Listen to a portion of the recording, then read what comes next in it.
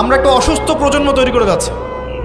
আপনি সালাম দিয়ে দেখেন উত্তর দেয় না, সালাম দিলে সাই বোধ করে, সালাম দিতে মনে হেড হয়ে যাচ্ছে মাথাটা। কি লজ্জা, সালাম দিতে কি লজ্জা। দেখবেন হ্যালো হাউ আর ইউ, পশ্চিমারা যা যা করে হুবাহু ওদের কাটপেস্টে লাইফ লিড করে।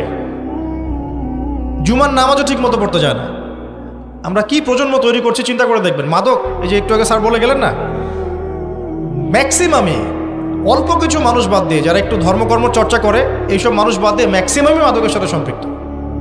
আমি স্মরণ করায় দেই, আইয়ামে জাহিলিয়া যেটা ছিল রাসূলুল্লাহ সাল্লাল্লাহু আলাইহি ওয়াসাল্লামের যুগ, ওই যুগে বেশিরভাগ মানুষ মাদক খেত। তাহলে আমরা কি আইয়ামে জাহিলিয়াতে নাই? ওই যুগে বেশিরভাগ মানুষ সুদ খেত, আমরা এখন সবাই সুদ খাই। ওই যুগে সবাই শিরক করতো, আমরা এখন সবাই শিরক করি, অনেকেই শিরক করি।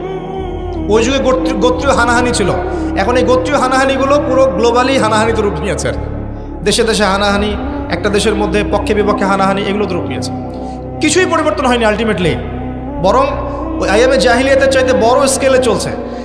আমি দেখাচ্ছিলাম প্রিয় ভাইয়েরা এবং পর্দার আড়ালে বোনেরা যারা আছেন, যে কিয়ামতের সায়েন্সগুলো কিন্তু চলে আসছে। এখন এই প্রজন্মের দায়িত্ব কিন্তু আপনার হাতে। এই প্রজন্মের দায়িত্ব কার হাতে বলেন? শুধু কি আলেম ওলামার হাতে? শুধু কি প্রশাসনের হাতে? এই শহরকে আপনি পাপমুক্ত করবেন কিভাবে? আপনাদের আমাদের কোনো ভূমিকা নাই? কি যে হচ্ছে কল্পনা করতে পারছে না। একটা চিত্র দেখছেন না, লাখ লাখ ছেলে দাঁড়িয়ে একটা পর্দার সামনে দাঁড়িয়ে আছে, গোল কখন হবে এই জন্য। দেখছেন না, মিডিয়া এগুলো প্রমোট করছে না। ভাবখানে এমন যে কত সুখে আছি আমরা, তাই না? কি সুখ আমাদের। খেলা হচ্ছে, আমরা গোল গোল চিল্লাচ্ছি। খেলছে কোন টিম, সেই টিম আমাকেও চিনে না, আমার দেশের নামও জানে কিনা আল্লাহু আলাম। আমরা নাচানাচি করছি মাশাআল্লাহ, আমরা মারামারি করছি, কেউ মার্ডার হচ্ছে, কেউ আবার শোকে স্ট্রোক করে মারা যাচ্ছে, তাই হচ্ছে না? এমন কেন জাতিগতভাবে আমরা এমন কেন হলাম? জাতিগতভাবে আমাদের কোনো ব্যক্তিত্ব নাই, আমাদের কোনো গায়রত নাই।